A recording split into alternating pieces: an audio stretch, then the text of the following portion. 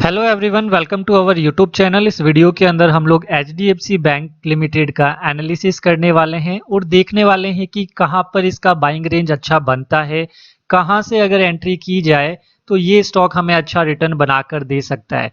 देखिए, इसके रिजल्ट भी अभी आए, लेकिन स्टॉक में करेक्शन अगर आप लोग देखें, रिसेंटली 12 से 13% का करेक्शन विद इन 2-3 डेज हो चुका है।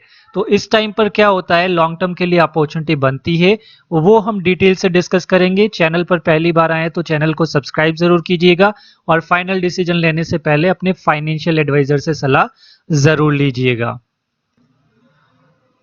सबसे पहले आप लोग देखिए, एचडीएफसी बैंक लिमिटेड का मार्केट कैप की अगर हम लोग बात करें तो 11 लाख करोड़ के ऊपर का मार्केट कैप है। करंट प्राइस की अगर हम लोग बात करें तो 1479 का करंट प्राइस है। 52 वीक हाई इस स्टॉक ने लगाया था 1758 रुपीज का और 52 वीक लो लगाया था 1460 रुपीज का। उसके बाद देखें, आरओसीई हमेशा आप लोगों को बैंकिंग और एनबीएफसी कंपनी में नहीं देखना है। बैंकिंग और एनबीएफसी कंपनी में आप लोगों को आरओई देखना है, रिटर्न ऑन इक्विटी, जो कि 17.1% है, तो बहुत अच्छा नजर आ रहा है। फेस वैल्यू 1 की कंपनी है, डिविडेंड यील्ड भी अच्छी है। उसके बाद अगर हम लोग बात करें तो प्रीवियस 12 मंथ में अगर प्रॉफिट बात करें तो 55,000 करोड़ से भी ऊपर का प्रॉफिट ये बैंक जनरेट कर चुकी है। उसके बाद अगर हम लोग देखें इसका क्वार्टरली रिजल्ट्स को हम लोग एनालिसिस करते हैं तो दिसंबर में अगर आप लोग देखें तो रेवेन्यू जो हुआ है 78,000 करोड़ का हुआ है। सितंबर क्वार्टर में कितना हुआ था, 75,000 करोड़ का। उसके बाद दिसंबर को दिसंबर से कंपेयर करते हैं तो 45,000 करोड़ का, तो यहां पर रेवेन्यू अच्छा लग रहा है। उसके बाद प्रॉफिट की बात करते हैं तो यहां पर देखिएगा 12,000 करोड़।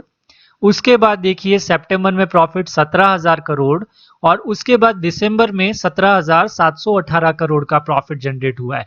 लेकिन अब आप लोगों को क्या नजर आएगा, न्यूज चैनल या फिर कहीं पर भी आप लोग देखेंगे, आपको यह बताया जाएगा कि यहां से बिल्कुल भी ग्रोथ नहीं हुआ है, ग्रोथ बिल्कुल फ्लैट हुआ है, इसलिए स्टॉक का प्राइस नीचे गिरा है।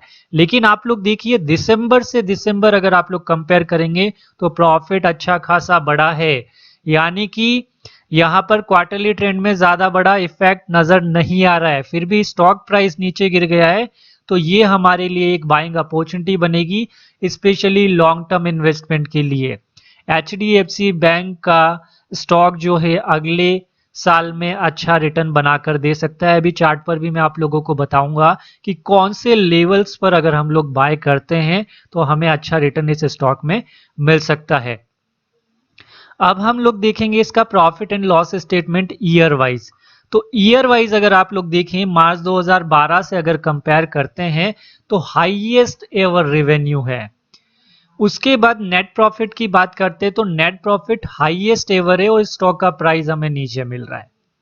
तो आप लोग देख सकते हैं 60,000 करोड़ से ऊपर का प्रॉफिट जनरेट करना एचडीएफसी बैंक ने स्टार्ट कर दिया है। यहां पर कोई दिक्कत नहीं। बैलेंस शीट में बात करें तो रिजर्व्स अच्छा है, अभी यहां पर ये डाटा अवेलेबल नहीं हुआ है। उसके बाद अगर हम लोग बात करें इसका शेयर होल्डिंग पैटर्न का, प्रमोटर्स की होल्डिंग में ज्यादा बड़ी दिक्कत है नहीं, ये मर्जर हुआ है, उसके बाद ये भी आप लोगों को सही से नजर आने लग जाएगा। तो अभी अगर देखा जाए तो इस स्टॉक में क्या हो रहा है, इस स्टॉक में हमेशा जब ये डाउनफॉल आता है तो एफआईज का जो होल्डिंग है 52.13% का, उसके बाद 52.31 एफआईज ने स्टेक बढ़ा दिया है, म्यूचुअल फंड ने स्टेक बढ़ा दिया है, गवर्नमेंट ने ज्यादा बड़ा स्टेक नहीं बढ़ाया है, ओनली फ्लैट है। पब्लिक होल्डिंग देखते हैं तो पब्लिक होल्डिंग यानी कि पब्लिक से माल कहां गया है, सीधा सीधा एफआईज के पास गया है। तो इस स्टॉक में जब भी एफआईज अगर अच्छा खासा सेल करेंगे तो एचडीएफसी बैंक में आप लोगों को फॉल देखने को मिलेगा। तो ज्यादा बड़ी दिक्कत है नहीं, इसके जो रिजल्ट नजर आ रहे हैं ना, इसका इफेक्ट आप लोगों को प्राइस पर भी नजर आएगा। वो कब आएगा ये किसी को नहीं पता होता, लेकिन यहां पर रिजल्ट अच्छे हैं, प्रॉफिट अच्छा है, फिर भी स्टॉक का प्राइस नीचे गिर रहा है। तो अब हम टेक्निकल एनालिसिस करके देखेंगे कि ये लेवल्स कौन से बनेंगे और किन लेवल्स पर बाय की जाए, क्या चार्ट पैटर्न बन सकता है, पूरा डिटेल से डिस्कस करते हैं। चार्ट को थोड़ा सा बड़ा करते हैं। सबसे पहले डेली चार्ट पर देखिए मैंने ये लाइंस लगा रखी है और मैंने आप लोगों को पहले वीडियो बनाया होगा तो बताया भी होगा कि इस तरीके से मोमेंटम इस स्टॉक के अंदर हो रहा है, एक रेंज के अंदर फंसा हुआ है। ये स्टॉक जब जब यहां पर आता है, देखिए यहां पर आता है, बाउंस बैक होकर ऊपर जाता है, इसी रेंज के आसपास आया, यहां पर बाउंस बैक होकर ऊपर गया, अब फिर से इसी रेंज के आसपास आ रहा है। रिजल्ट अच्छे हैं फिर भी स्टॉक का प्राइस नीचे गिरा है, तो ये हमारे लिए अपॉर्चुनिटी। इसको अगर मेरा पॉइंट ऑफ व्यू देखूं तो ये मैं अगर लेवल ड्रॉ करता हूं तो 1460 के आसपास आ रहा है, तो करंट प्राइस पर एंट्री किया जा सकता है, कोई दिक्कत है नहीं। और वर्स्ट केस लेवल इसका ये ध्यान में रखना है, ये वाला 1340 का, यानी कि यहां से लगभग 8 से 10% का फॉल एक्सपेक्टेशन होना चाहिए। अगर गिर गया तो भी कोई दिक्कत नहीं और ज्यादा रिटर्न बनेगा। अब रिटर्न देखिए ये एक सपोर्ट का काम कर रहा है, सपोर्ट रेंज बन रही है ये वाली 1460 से 1340 की, तो सपोर्ट रेंज है, रिजल्ट अच्छे हैं तो सपोर्ट अच्छे तरीके से काम करता है, टूटता भी है तो वापस से स्टॉक बाउंस बैक कर जाता है। ठीक है, तो ये हमारी एक तरीके से आप सपोर्ट स्ट्रेटेजी मान सकते हैं। यहां से अगर रिटर्न की बात करें तो एचडीएफसी बैंक का सीधा सीधा टारगेट एक ये रहेगा जो कि ऑलमोस्ट 16% के पास में है, और इस रिटर्न को जनरेट करने के लिए अगर 5 से 6 महीने लगते हैं तो कोई दिक्कत नहीं है, आपका मंथली 2 से 3% रिटर्न इजीली बन रहा है। ठीक है, तो ये एक पोजिशनल ट्रेड बहुत अच्छा बन सकता है। ये मैंने आप लोगों को बता दिया डेली चार्ट पर एनालिसिस करके, ये ऊपर की रेंज बन रही है। ये फिर से मैं लाइन ड्रॉ करके बता देता हूं, आप लोग देखिए इजीली समझ में आ जाएगा आप लोगों को किस तरीके से रेंज एचडीएफसी बैंक का स्टॉक बना रहा है।